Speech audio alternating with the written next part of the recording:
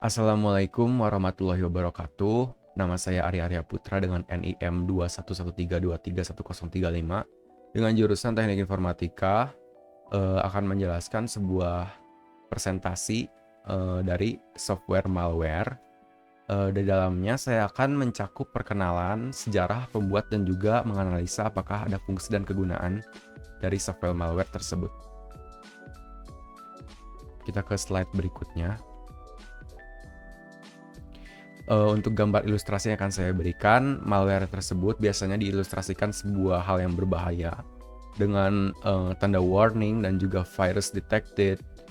Adapun seperti tengkorak dan lain-lainnya, ini akan menggambarkan bahwa malware itu suatu hal yang berbahaya.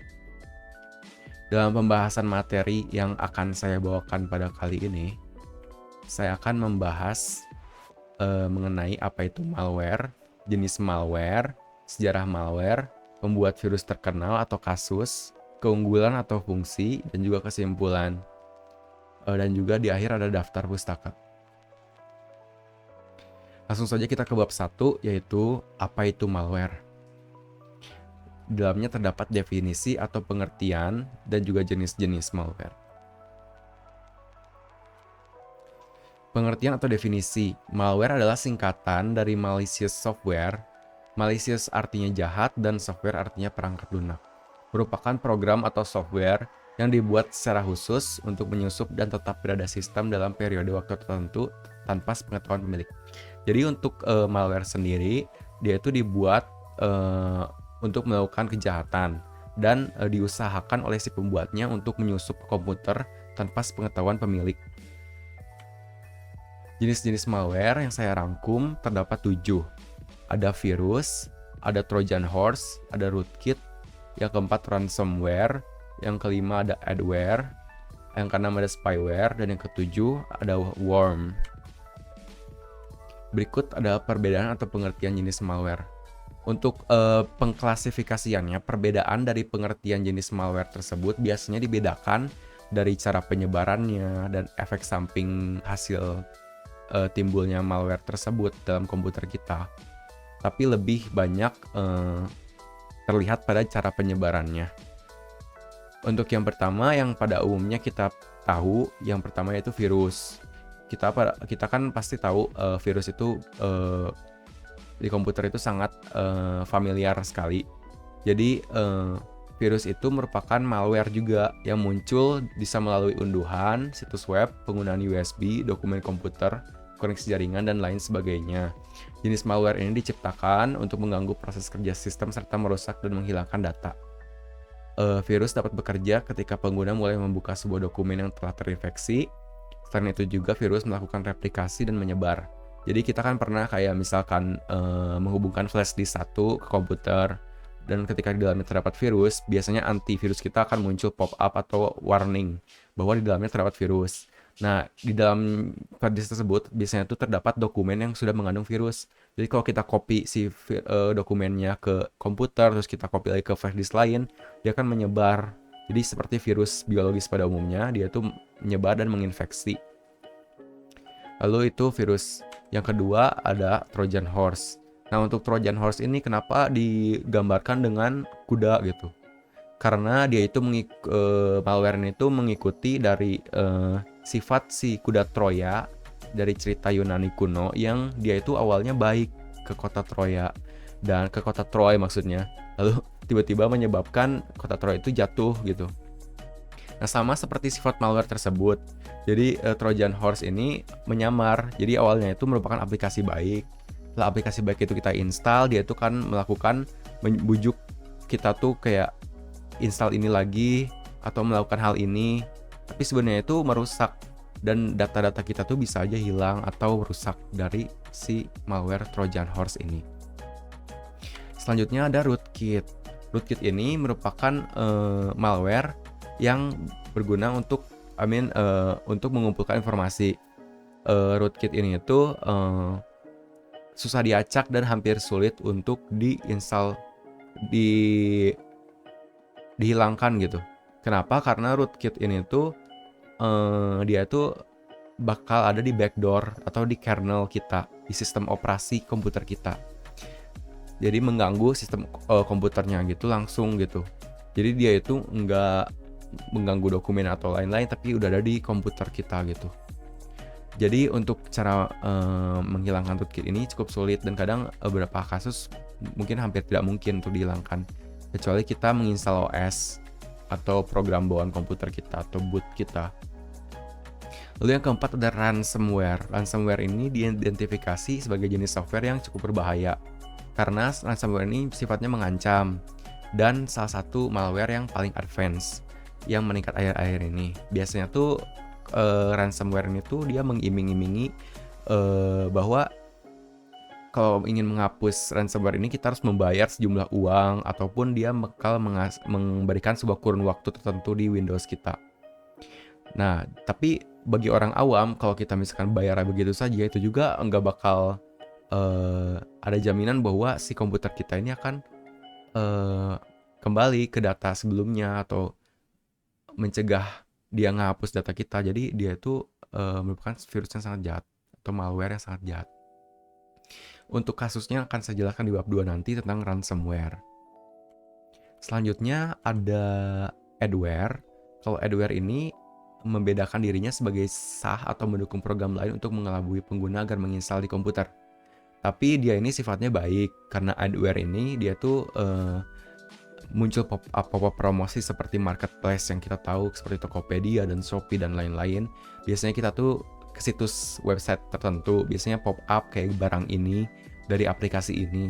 Ketika kita klik, kita tuh diarahkan untuk mendownload programnya atau mendownload aplikasi.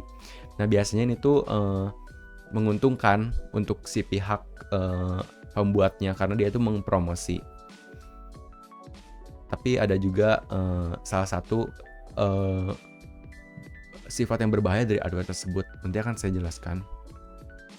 Selanjutnya ada spyware. Spyware ini mampu mengumpulkan informasi tentang seorang atau perusahaan terkadang tanpa sepengetahuan mereka, dan mengirimkan informasi ke penyerang tanpa persetujuan korban.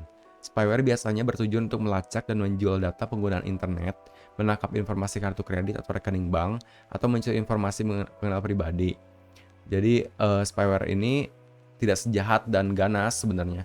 Tapi contoh dari spyware itu pernah, kalau misalkan ada di WhatsApp, kita dikasih kayak aplikasi tertentu, terus kita nginstal aja gitu tanpa tahu aplikasi itu benar atau enggak. Misalkan udah kita install, nah dia itu si pembuat aplikasinya itu bisa ngontrol kayak informasi dari HP kita, kayak kontak, atau bahkan bisa dikendalikan dari jarak jauh. Iming-imingnya mungkin aplikasi WhatsApp terbaru atau aplikasi dan lain-lain, tapi sebenarnya itu merupakan aplikasi spyware. Lalu yang 7 adalah worm. Jadi malware worm ini menular. Worm ini mandiri yang bereplikasi, biasanya tuh menginfeksi dari jaringan komputer ke komputer lain, menghancurkan data-data di dalamnya, menular ya, mereplikasi. Contoh worm adalah Melissa, Moritz, Maidum. Contoh kasusnya akan saya jelaskan di bab kedua. Mungkin untuk penjelasan dari bab 1 segini, kita langsung aja ke bab kedua, yaitu sejarah malware, mencakup pembuat dan kasus virus komputer di dunia.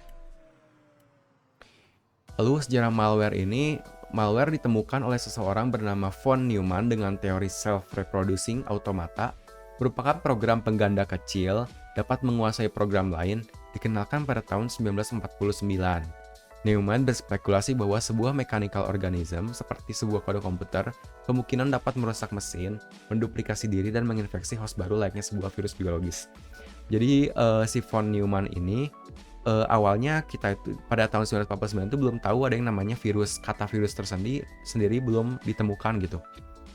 Belum tahu gitu virus itu apa secara komputerisasi. Jadi baru ada namanya spekulasi dari von Neumann sendiri. Jadi teorinya itu namanya self-reproducing automata. Jadi si von Neumann itu berspekulasi bahwa virus komputer itu sama aja kayak virus yang terjadi pada manusia. Sel-sel manusia kan bereplikasi, terus menduplikasi, terus ada infeksi juga. Nah itu tuh disamain dengan komputer, sama gitu. Program komputer juga seperti sel manusia, bisa mengganda, bisa menguasai program lain, menginfeksi, dan menyebabkan rusak sistem dan lain-lain. Nah dari sejarah malware von Neumann ini dibuatlah realisasinya.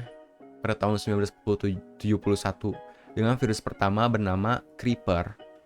Virus ini dikembangkan oleh Bob Thomas, pekerja BBN Technologies, dibuat dengan tujuan sebagai alat tes keamanan.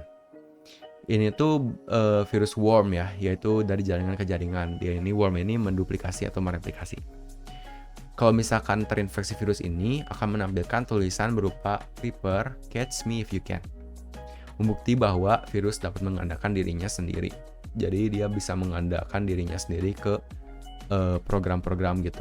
Kalau kita klik ini tuh ada Creeper, terus kita close ada lagi gitu. Dan waktu itu virus Creeper itu berkembang dan menjadi virus yang berkembang gitu. Sehingga ada kolega bisnis BBM Ray Tomlinson menemukan sebuah antivirusnya bernama Reaper khusus dibuat untuk menghapus virus Creeper tersebut. Dan Ray Tomlinson ini merupakan bapak penemu antivirus kalau nggak salah.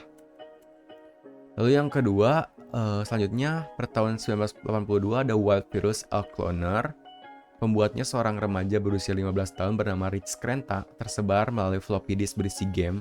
Virus akan langsung menginfeksi dan saat dijalankan yang ke-50, layar komputer akan berubah menjadi hitam dan bertuliskan seperti ini. Pokoknya diterjemahin si tulisannya itu, it will stick to you like a glue, it will modify RAM too. Dia itu bakal menempel seperti lem dan juga memodifikasi RAM.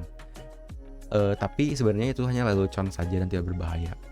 Jadi virus ini itu melalui floppy disk. Jadi kopi-kopiannya itu pokoknya ketika dijalankan yang ke-50 akan menghasilkan virus ini. Dan caranya hanya di-reboot doang dan virusnya akan hilang. Lalu di slide selanjutnya ada Brain Virus. Brain Virus ini merupakan virus yang udah lumayan modern.